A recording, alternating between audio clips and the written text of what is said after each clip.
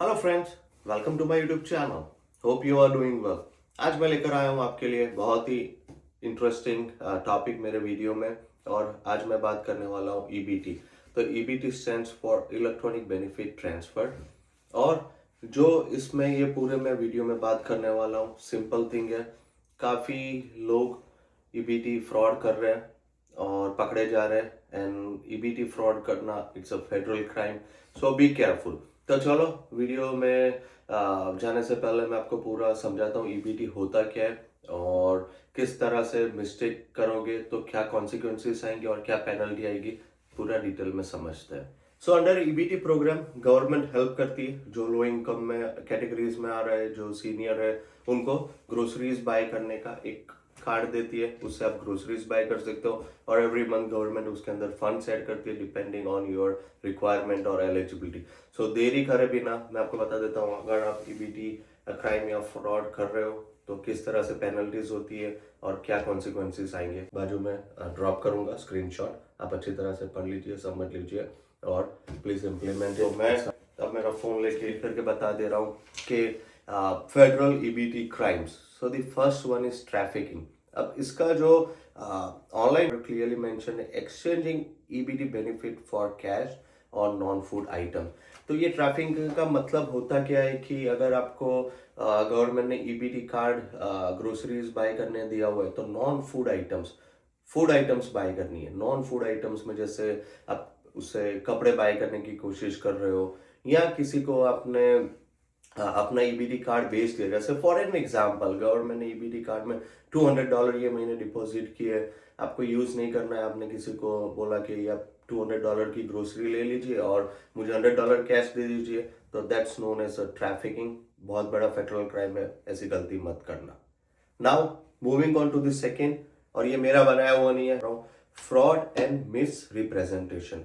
यहाँ पर क्या लिखा हुआ, लाइंग अबाउट योर इनकम। जैसे मैंने आपको पहले ही बताया कि लो इनकम कैटेगरीज पीपल को ये ईबीटी कार्ड मिलता है। तो और इसी टाइप का ये फ्रॉड भी लोग यहाँ कर रहे हैं। Lying about income, household size, residency to intentionally qualify to increase the benefit. तो इसका मतलब जो होता है, अपनी इनकम झूठ बता रहे हैं गवर्नमेंट को, फैमिली में कितने लोग रह रहे हैं वो गलत रिप्रेजेंट कर रहे हो, ये भी फेडरल क्राइम है, रिमेंबर।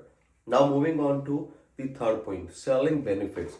मतलब है कि किसी को आपने अपना ईबीटी कार्ड बेच दिया, every month government is putting money in it और यूज दूसरा कोई कर रहा है, तो this is also a big federal EBT crime.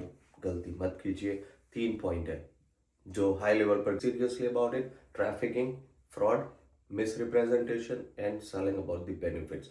चलो, अब ये गलती कर भी ली तो कॉन्सिक्वेंसेस क्या है, ये भी मैं गवर्नमेंट की वेबसाइट से ही पढ़ रहा हूँ। इम्प्रिजनमेंट, समझ लीजिए, इम्प्रिजनमेंट इसको बोलते हैं फेलनी। मैं पढ़ रहा हूँ, felony convention carries sentences to 1 to 20 years depending on scale of the fraud. तो अगर जो मैंने पहले बताया फ्रॉड किया तो 1 to 20 years ऑफ जेल हो सकती है depending on the level of fraud.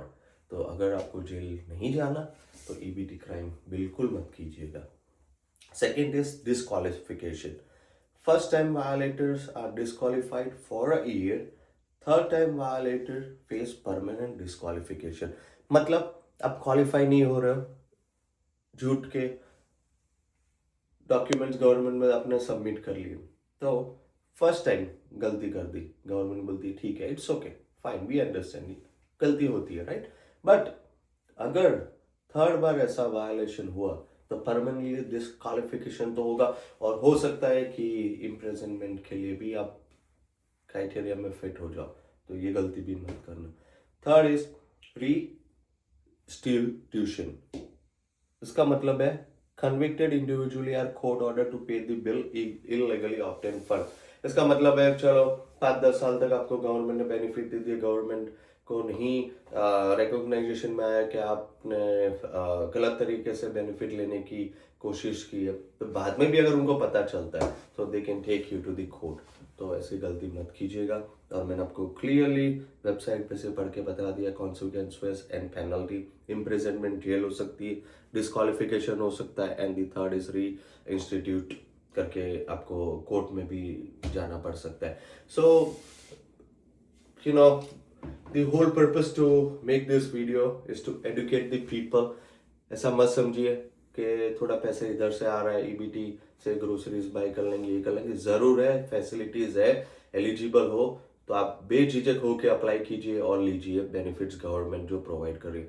But अगर कुछ बनाकर फेक रिप्रेजेंट करके आप अगर गवर्नमेंट को प्रेजेंट कर रहे हो, इट्स अ बिग क्राइम और फेडरल क्राइम है। Federal crime always understand, state crime नहीं, फेडरल। स्टेट से ऊपर होती है फेडरल गवर्नमेंट, कंट्री लेवल की जो गवर्नमेंट होती है वो फेडरल गवर्नमेंट होती है, and you are playing with the federal government. तो ऐसी गलती कभी मत करना, किसी की बात में आके, किसी के बहकावे में आके ऐसा कभी मत करना। So just be careful. Once again मेरे चैनल पे आपको बढ़िया से बढ़िया यूजफुल टिप्स मिलेंगी और बेस्ट कंटेंट मिलेगा। So please do watch my video, share, subscribe, and thank you all for watching my video. मिलते हैं अगले वीडियो में।